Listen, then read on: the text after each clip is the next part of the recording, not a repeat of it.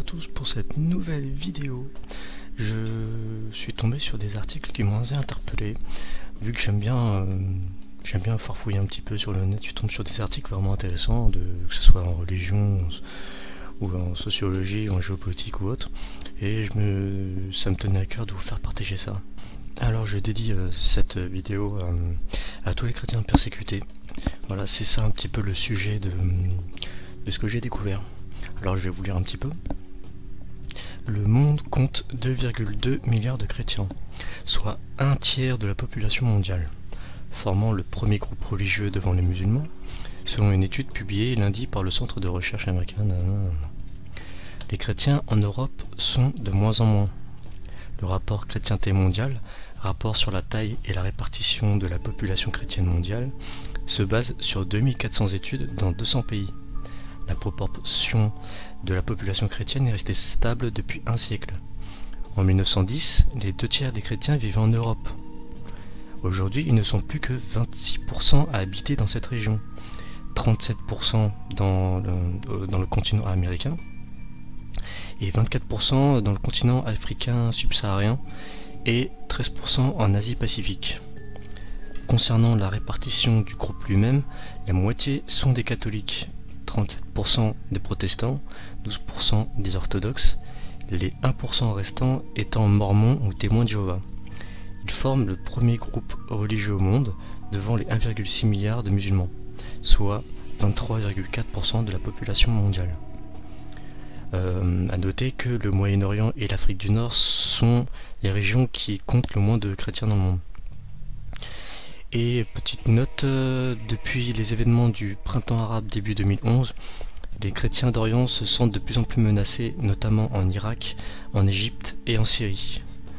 Donc voilà, je suis tombé sur cet article assez pas mal, qui vous explique un petit peu la répartition et le nombre de chrétiens dans le monde. On voit que c'est notamment surtout le Moyen-Orient où ils en bavent le plus, et voilà, ça me tenait à cœur de vous faire cette petite prise d'information. A noter que je ne suis que chrétien biblique, disciple en Christ, je ne suis pas catholique, protestant ou orthodoxe. Pour ceux qui le sauraient, je vous invite vraiment à lire la Bible, c'est pourtant la base des textes sacrés de la religion du christianisme. Alors je comprends pas quand tous les catholiques que je connais par exemple, et tous, c'est un constat, je généralise pas le fait, tous les catholiques que je connais n'ont jamais lu la Bible, jamais. Alors pourtant c'est la base.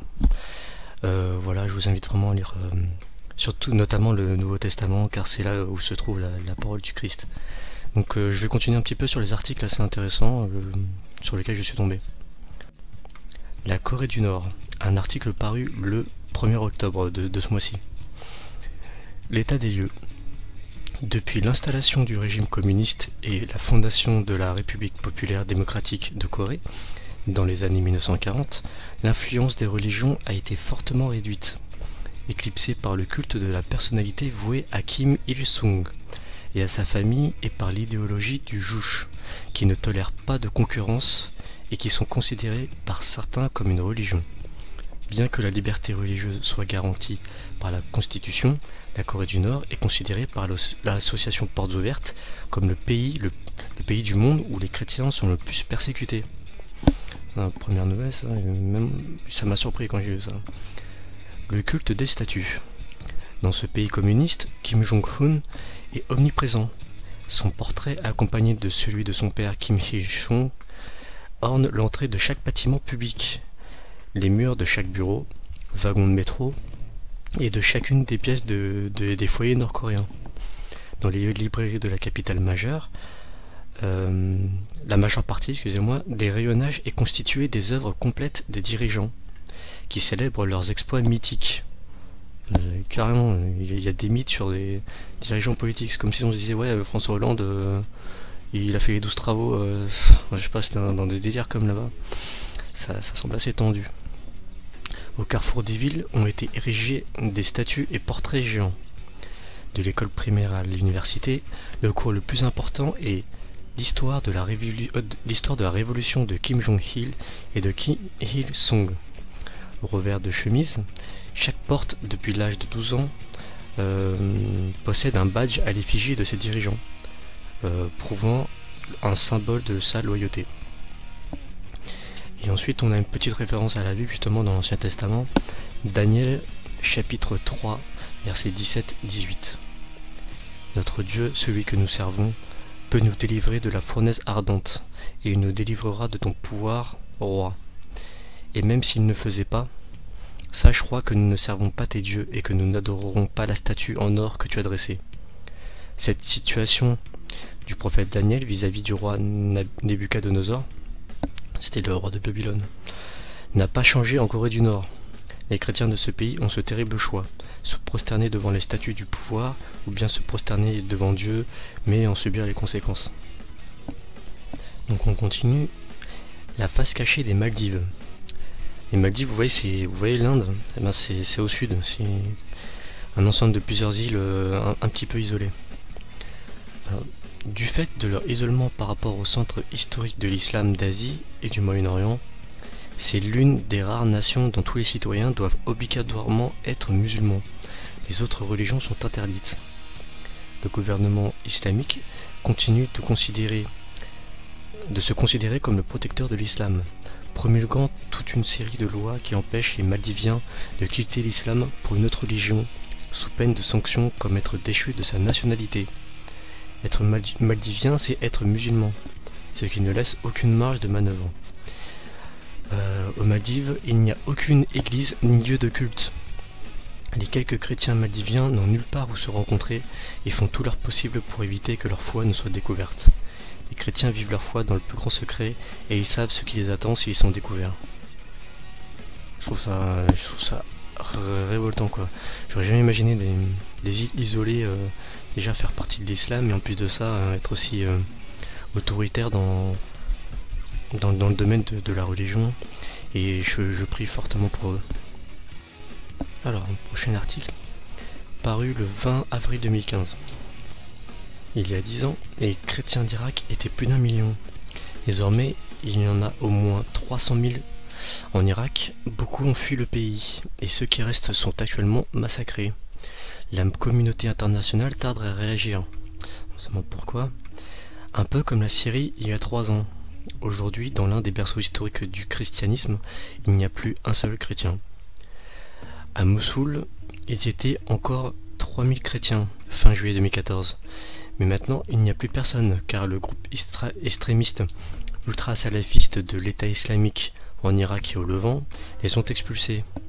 Les djihadistes leur ont laissé le choix, soit payer une taxe pour leur protection, la dizia, soit renier leur foi, ou bien mourir par l'épée. Ensuite, on peut voir à Gaza. Gaza oblige, de par les événements tragiques d'Irak, ne sont plus du tout abordés par les principaux médias français. C'est bizarre, on n'entend pas parler à BFM TV. C'est au début du XXe siècle, je rappelle qu'au XXe siècle, il n'y a pas si longtemps que ça, il y a eu les 2 guerres mondiales. Donc c'est assez récent aussi. Marqué par le génocide arménien et chaldéen perpétré par les Ottomans, résultat 2 millions de victimes chrétiennes. C'est à cela que fut créée la Jordanie, sur 70% de l'ancienne Palestine historique. Alors qu'est-ce que la dizia? Désolé pour l'accent, je ne parle pas vraiment bien arabe, mais il faut savoir que c'est dans le Coran, c'est intemporel pour ceux qui ne savent pas. Et je vais vous lire un petit peu ce que j'ai trouvé. Alors la dizia: capitation, tribut, taxe. La principale contrainte qui pèse sur les individus non musulmans, sujets d'un État islamique, la dhimmi, est celle de l'acquittement de la capitation. La capitation, c'est la dizia justement. Cet impôt trouve son fondement dans le verset 29 de la sourate At-Tawbah du Coran. Je cite le Coran. Faites la guerre à ceux qui ne croient point en Dieu ni au jour dernier, qui ne regardent point comme défendu ce que Dieu et son apôtre ont défendu, et à ceux d'entre les hommes des Écritures qui ne professent pas la vraie religion. Faites-leur la guerre jusqu'à ce qu'ils payent le tribut de leurs propres mains et qu'ils soient soumis. J'inventerai, vous pouvez le lire vous-même, et le Coran je l'ai lu, et la Sira. Donc je peux vous dire d'avance, je sais de quoi je parle. Je suis même en train de réétudier encore la Sira. mis cette note dans ma précédente vidéo. Je vous ferai une vidéo spéciale sur tout ce que j'ai trouvé sur la Sira, des choses que je peux pas dire amen à ça. Et pourtant c'est écrit dans les textes, mais les musulmans, enfin les 3/4 de ceux que je connais, n'ont jamais lu le Coran ni la biographie de Mahomet. Bref, je continue dans l'article. La vision des djihadistes salafistes, c'est revenir à ce qui était pratiqué à l'époque du califat arabe et ottoman et à la tradition islamique orthodoxe, jamais réformée depuis le Xe siècle. D'après cet islam sunnite ultra-rigoriste, le chrétien ne peut être toléré que s'il se soumet et paye un tribut en renonçant à tout prosélytisme et en acceptant d'être exclu des ports décisionnaires, puis de subir un régime inégalitaire. Vous voyez bien, même s'ils sont sunnites ultra-rigoristes, ils suivent le Coran. Je viens de vous le citer il y a quelques instants. Et ensuite, dernier petit point, que peut-on faire face à tout ça, tout ce que je viens d'aborder? Tout d'abord, prier. Les chrétiens persécutés, certains font des dons à des associations, on prie pour eux évidemment, on prie pour les dirigeants des pays concernés, on prie pour les violences qui cessent, qui devraient cesser justement. D'après une carte, il ferait mention de plus d'une 50aine de pays dans le monde où les persécutions sont faites. 50 pays. Et bizarrement on n'en parle pas trop aux informations. Voilà, je voulais vous exposer un petit peu tout ça et vous informer un petit peu de ce que j'ai découvert. Le Christ nous a bien appris, enfin je parle aux chrétiens généralement, vrais chrétiens, pas chrétiens du dimanche entre 11h et 11h07. Bénis tes ennemis, fais-leur du bien, aime encore plus ceux qui ne t'aiment pas, car quel mérite y a-t-il à aimer ceux qui t'aiment déjà? Ça pour moi c'est le vrai amour de Jésus-Christ, le vrai amour de Dieu. Voilà, je vous remercie et je prie pour tous ces chrétiens persécutés. Comme dit l'apôtre Paul, le plus dur c'est pas de commencer, c'est de finir. Notre foi semble une course, et une foi agissante. Étudiez au moins un petit peu la parole de Christ, un petit peu.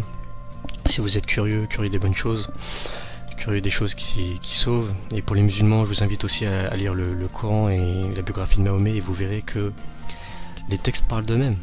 Voilà, je vous remercie vraiment de m'avoir écouté. Soyez tous infiniment bénis par la grâce du Seigneur Jésus-Christ. A plus.